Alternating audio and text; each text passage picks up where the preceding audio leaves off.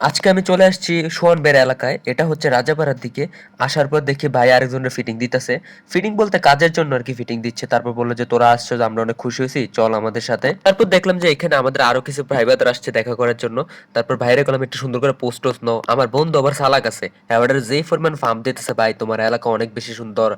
এদিকে গরু, ছাগল, হাঁস, মুরগি সবকিছু সুন্দর। মাইফেনও সুন্দর।" এটা সেটা।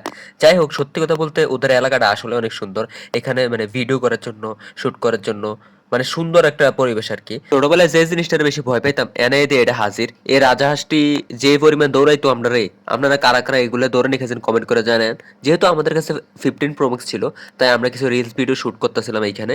আর দেখলাম যে এখানে মানে তাদের মধ্যে একটা যে মিল, মানে তাদের এলাকার মধ্যে যে মিল, এই বিষয়টা আমার কাছে বেশি ভালো লাগছে। মানে ছোট ভাইদেরকে যেটা বলি সেটাই শুনে, এক ডাকে চলে আসে। মানে এই জিনিসগুলো আমার কাছে বেশি ভালো লাগছে। তারা আমাদেরকে ঐরকম ভাবে আপ্যায়ন করছে। তারা যাই হোক, রিলস ভিডিও শেষ করার পর আমার বন্ধুর বলে হাতের বলে গলা হুগে গেছে, লেগে হাতে কোক খাইতেছে।